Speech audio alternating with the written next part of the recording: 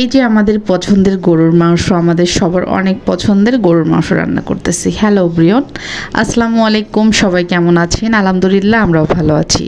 তো সকাল সকাল যাচ্ছি, রান্নাবান্না তো করতে হবে, যাচ্ছি একটু কাঁচা বাজার নেয়ার জন্য। আসলে সারাটা দিন তো ফ্ল্যাটের মাঝে থাকি, ফ্ল্যাটের মাঝে থাকতে থাকতেও কিন্তু আমি বোর হয়ে যাই।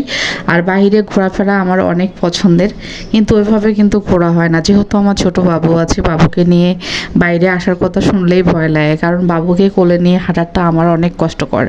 তো যাই হোক, আমি বাজারে আসতেছি বলতে কাঁচা বাজার নেব কিছু। তো ভাবলাম যে হচ্ছে আস্তে আস্তে যেয়ে একটু হালকা কাঁচা বাজার নিয়ে আসি, কারণ বাসায় দেখি যে পেঁয়াজ নেই, কাঁচা বাজার নেই, ডিম নেই। তো এগুলো আমিই নিয়ে আসি।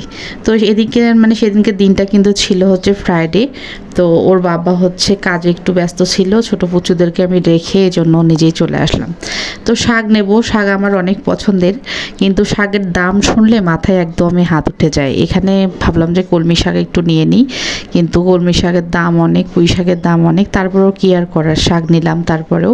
তো এদিকে আমার প্রয়োজনীয় কাঁচা বাজারগুলো সব নিয়ে আসলাম, এসে এই যে দেখুন সব বের করেছি। লতি আমার অনেক পছন্দের একটা সবজি, লতি তো আমি নেবই বাইরে গেলে।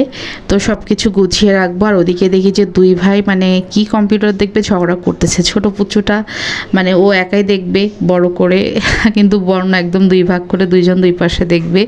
তো এগুলো নিয়ে চিল্লাচিল্লি করতেছিল। এদিকে ডিম কিন্তু আমি সবসময় ফ্রিজে ধুয়েই রাখি, এনে আমি নিম্ন 10 মিনিট ভিজিয়ে রাখি একটু লেবু রস দিয়ে। 10 মিনিট পরে এটা ভালোভাবে ধুয়ে পানি ঝরিয়ে গেলে তারপরে ফ্রিজে রেখে দিই। এদিকে এই যে রান্নাবান্না অলরেডি শুরু করে দিয়েছি, যেহেতু বাসায় আছে আমার, মানে ছেলে মানুষ বাসায় থাকলে কিন্তু একটা রান্নাবান্নার মেয়েদের অন্যরকম তাড়া থাকে। আর সেদিনকার দিনটা আমার মানে ব্যস্ততায় কেটে যায় যেদিন ওর বাবা বাসায় থাকে। তো ঝটপট করে পটল আলু কেটে নিয়েছি, আলু দিয়ে পটল দিয়ে মাছ দিয়ে, এটা খুব ঝোল করব না, ভুনা ভুনা টাইপ করব, কারণ একদমই পটল দিয়ে চচ্চড়িটাও ভালো লাগবে না, সেপসেপা হয়ে থাকবে, এই জন্য একটু ঝোল করলাম।